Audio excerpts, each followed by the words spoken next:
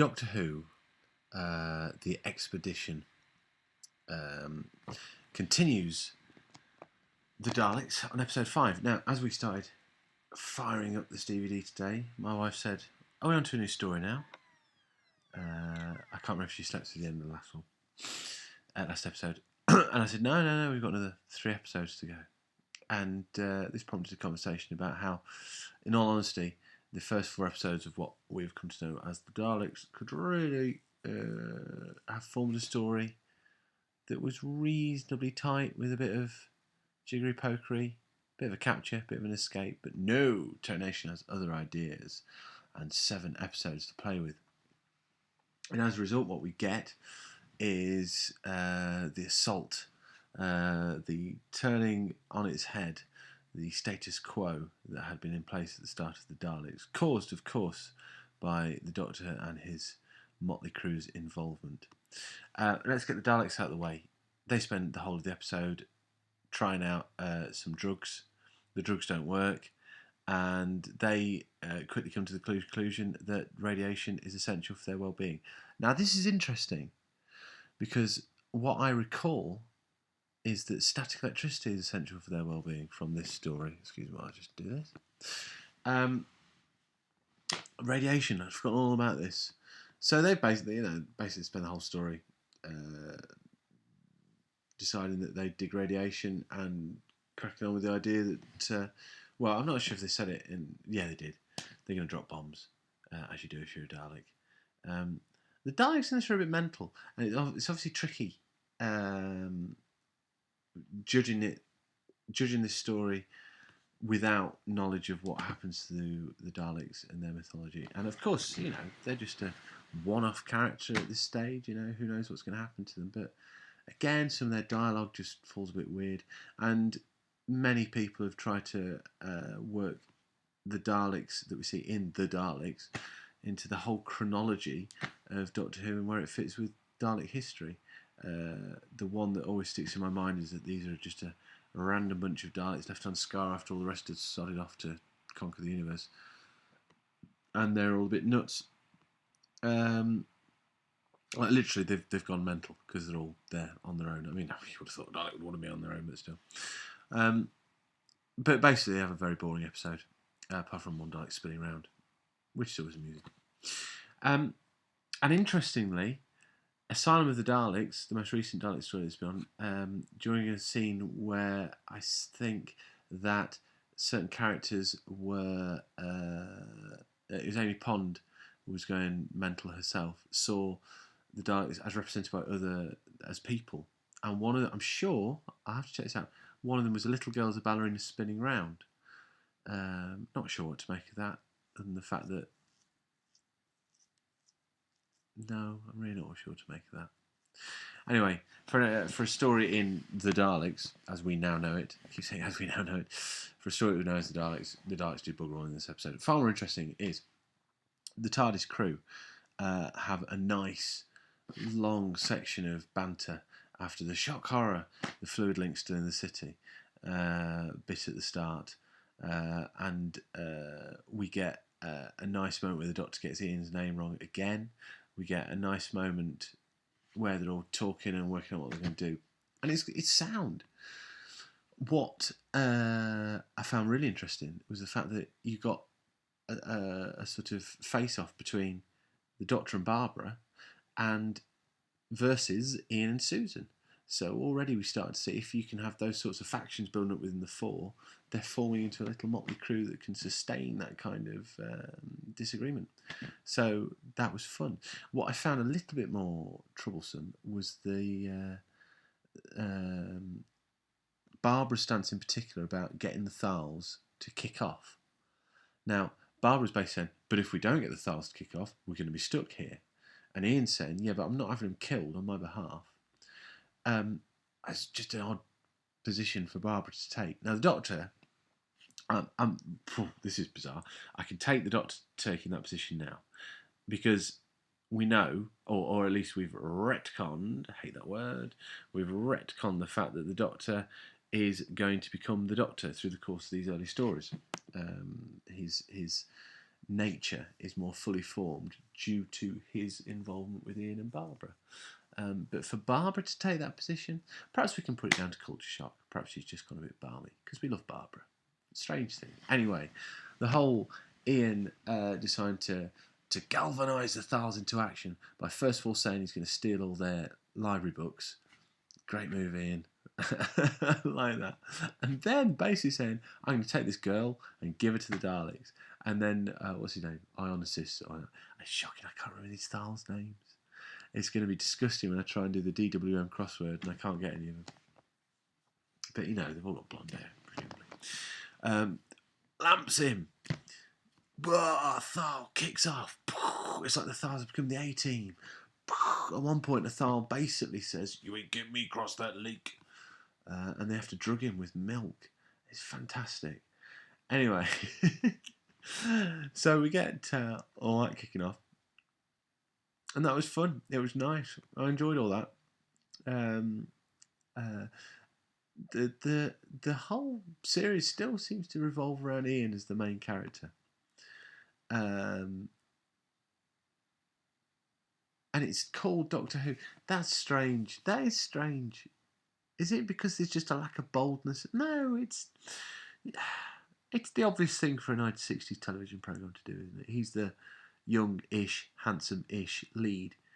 And the Doctor is an antagonist rather than a protagonist at this point. I don't know. But let's face it. The Doctor's not had many standout moments so far in the series, or at least moments that I would imagine in context, viewed from 1960s audience.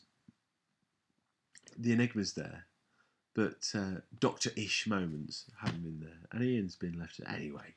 Balls to all that. Fair enough. And then we get a trek across the lakes, and some weird mutation-y type things going on. And it's going to take 2.5 days. I find perceptions of time within strange statement, but I find perception of time within Doctor Who for them to spend, it's going to take us 2.5 days to get there. Well, they're 25-minute episodes, so you expect a lot to be crammed into them, and also they're shown weekly. So I'm overthinking this, aren't I? But anyway. So for saying that when we began, it felt a little bit of a drudge, knowing that we're still on only the second DVD. But to have enjoyed it as much as I did, and for it felt fresh. It does feel like a 3-part story beginning as opposed to the 5th of a 7-part story. It did feel like a new start, and that's good. And I suppose that in the context of the programme as a view, you didn't know, unless you'd studied the Radio Times, I suppose, the Castlers, if you were that obsessive by this point already, you've got no hope. But you wouldn't know really whether the Doctor sorts out the fluid link situation in the first 2 minutes. That could have been a cliffhanger leading on to a new story, theoretically. And so I suppose the minor characters are actually far more important. In Doctor Who now, you know if a character appears in an episode, and with the whole fanfare around Doctor Who now, you know when people are cropping back up, like Mark Williams playing Rory's dad. We knew he was in it twice, so you kind of invest a bit more in those characters that you know are going to stick around. But of course, at this era of Doctor Who, you didn't know whether anybody would stick around, and so therefore you have to give a bit more to some of these minor characters, which is perhaps why I'm prepared so flippantly to dismiss the Thals. I don't remember any of their names individually. I find them amusing because I know that I don't think we see any more Thals till Planet of the Daleks. Not John Pertwee. So just another race, isn't it? And even then, one of them is played by what's his name, Bernard Horsfall, who crops have been not true about 1 million times, and he's pretty ace most of the time. I'm meandering here. Another thing of note was the relationship that builds up between Thal 3 or 4 whatever his name is, and Barbara. There's a it's not flirtatious, but there's a closeness between those two which transcends the closeness between Barbara and Ian at this stage, uh, uh, which is weird on a number of counts. It's weird that this would have happened. I mean, she seems unusually, I don't know, affectionate or word, comfort. At one point, he lies on her. I'm sure at the end he lay on her legs, which you don't do with somebody. Well, maybe Thal does. In fact, it's entirely feasible that that level of physical contact would be completely acceptable to Thal, but maybe not to Barbara. Maybe she was asleep at that point. But even though it was indicated earlier in the episode that there was a sort of connection between them, of course, it's not been telegraphed. There's nothing there whatsoever. Nothing to preempt that moment of physical contact, even if it is just falling asleep on somebody's legs. Anyway, that was a bit peculiar. And does it add to the episode? Well, no, not really. It's just a bunch of Thals. I think we're still getting to know the TARDIS crew, aren't we? I mean, I'm still enjoying the development of... I think Susan got one line in this. It was a good line. But, the Doctor had some moments at the start. Nice interplay between Ian and the Doctor. I do like that. I do like it when those two have a chat. And Barbara was a bit off character at the start, but it all worked out in the end. All in all, again, in the real world, life is hard at the moment, but Doctor Who is a tonic. And it's always such a great pleasure to stick it on and just go, back into this again. So, really good fun. And I'm just one last thing. There was a line, I've written it down. I've put my phone. I bet there's Doctor Who fans who are better than me and not as lackadaisical as me will have remembered this line. There is no indignity in being afraid to die, but there's a terrible shame in being afraid to live. Yeah, I like it. It's probably quoted from somewhere else. Is it? And if it wasn't, who came up with it? Was it David Whittaker, script editor extraordinaire, or was it Terry Nation? I can't believe it's Terry Nation. Seriously, for Terry Nation, a metaphor for Terry Nation is Daleks, Nazis. Daleks, Nazis. So, there's a subtlety to that. It's not Shakespeare, but it was nice. It came out of the end of a bit of a polemic, which was basically it's going to kick the Daleks' asses. So, yeah, I'm glad we're over halfway with the Daleks. Maybe it'll zing on a bit. I don't know. I'm looking forward to Dalek Invasion of Earth already. But, yeah, again, it's all good. I spent 13 minutes and it probably didn't deserve that. Anyway, good night all. Hope you've slept well and will wake in the morning refreshed and beautiful. Bye.